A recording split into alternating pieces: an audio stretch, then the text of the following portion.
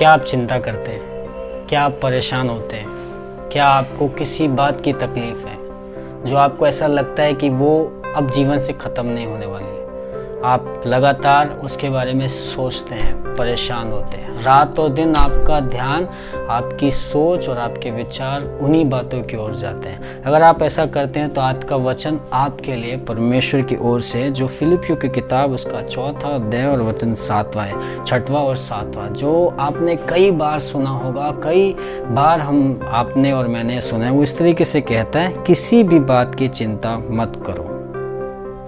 किसी भी बात की चिंता आपको करने की बिल्कुल भी ज़रूरत नहीं, परंतु हर एक बात में तुम्हारे निवेदन, प्रार्थना और विनती के द्वारा धन्यवाद के साथ परमेश्वर के सम्मुख उपस्थित किए जाए।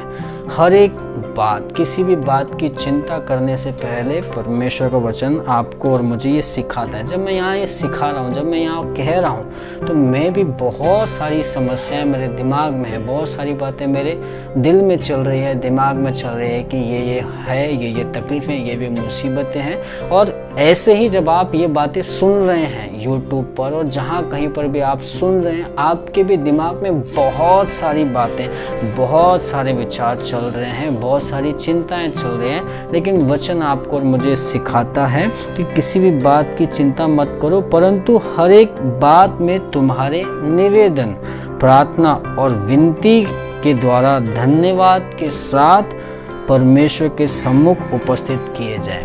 आपकी चिंता को विनती, प्रार्थना और धन्यवाद के साथ में परमेश्वर के सामने सम्मुख है। जब मैं ये पढ़ता हूँ, जब मैं ये पढ़ रहा हूँ, परमेश्वर मुझे कह रहा है कि किसी भी चीज़ को मैं धन्यवाद के लिए कैसे दूँ। अगर कोई चिंता की बात है, कोई मुसीबत की बात है, उसके लिए मैं कैसे धन्यवाद दूँ, कैसे कहूँ अरे धन्यवाद प्रभु, आपने मेरे जीवन में ये मुसीबत लेके आए। लेकिन वचन आपको मुझे यही सिखाता है, पौलुस आपको मुझे यही सिखाना चाहता है, यही वो आपको और मुझे बताना चाहता है कि आपकी और मेरी सबसे बड़ी चिंता को परमेश्वर के सामने धन्यवाद के साथ, कि प्रभु आपका धन्यवाद हो, आपने मुझे इस योग्य समझा, इस लायक समझा कि ये परिस्थिति या ये परेशानी या समस्या आपने मेरे ऊपर दी ताकि मैं इसे सहन कर सकता हूँ। बहुत सारे लोग सहन नहीं कर सकते, बहुत सारे लोग दब के मर जाते हैं, बहुत सारे लोग तकलीफ में आ जाते हैं, लेकिन मुझे आपने इस योग्य समझा, इसलिए मैं आपका धन्यवाद देता हूँ। लेकिन प्रभु मेरी ये समस्या है। ये बात पौलुस आपको मुझे सिखा रहा है कि धन्यवाद के साथ, कि प्रभु जो कुछ भी आपने मुझे दिया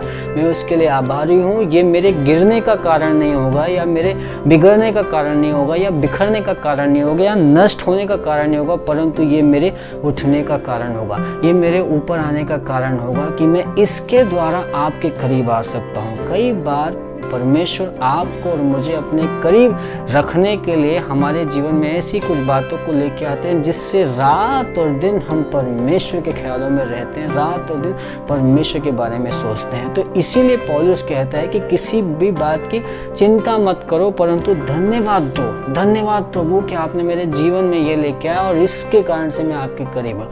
आपको मैं एक उदाहरण देना चाहता हूँ कि अगर आपके जीवन में कोई समस्या है और आपने बहुत सारे दरवाजों पर ठक की, डॉक्टरों के पास गए, रिश्तेदारों के पास गए, लोगों के पास गए, इनसे मांगा, उनसे मांगा, बहुत सारे लोगों से मांगा, बहुत कुछ चाहा, लेकिन वो नहीं हुआ।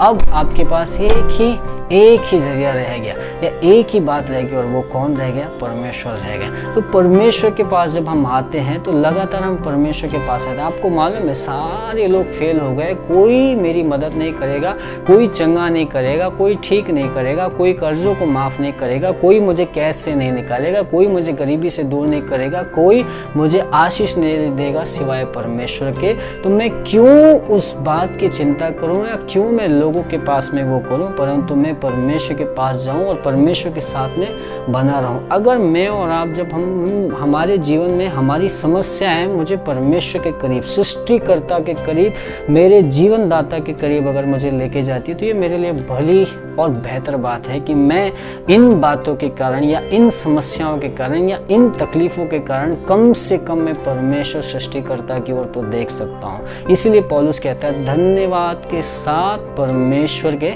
सम्मुख लेके आओ। धन्यवाद के साथ आपकी चिंताओं को प्रार्थना और विनती के रूप में, निवेदन के रूप में परमेश्वर के सम्मुख लेके आओ। तब परमेश्वर की शांति जो सारी समझ से परी है तुम्हारे हृदय और तुम्हारे विचारों को मसीह यीशु में सुरक्षित रखेगी।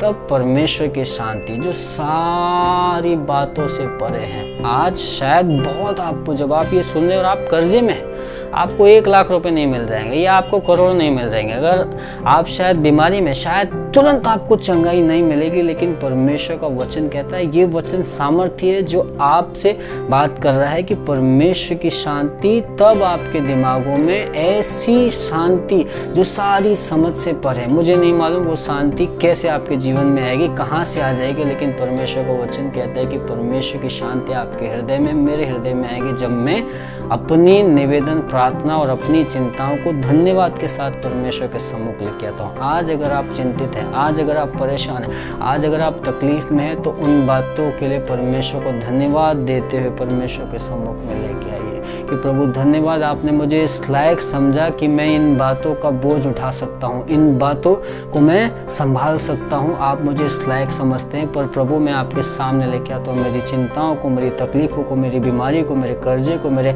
हालातों को मैं जानता हूँ, इन बातों से आप मुझे आज़ाद करेंगे। और मैं आपको विश्वास दिलाता हूँ, परमेश्वर का वचन आपको ये कहता है कि तब परमेश्वर की शांति जो आपकी और मेरी समझ से परे है, वो आपके विचारों को, आपके जीवन को मसीह यीशु में क्या करेगी, सुरक्षित रखेगी। प्रभु आपको आशीष दे, परमेश्वर आपके जीवन में सामर्थ्य ले गया, परमेश्वर आपको आशा दे, परमेश्वर आपको हिम्मत दे, ताकत दे, हर चिंताओं से आपको आज़ाद करे, हर बातों से, हर मुसीबतों से, मुश्किलों से, गरीबी से, बीमारी से और बीमारी से परमेश्वर आपको आज़ाद करे और परमेश्वर की शांति आपके जीवन में बनी रहे। थैंक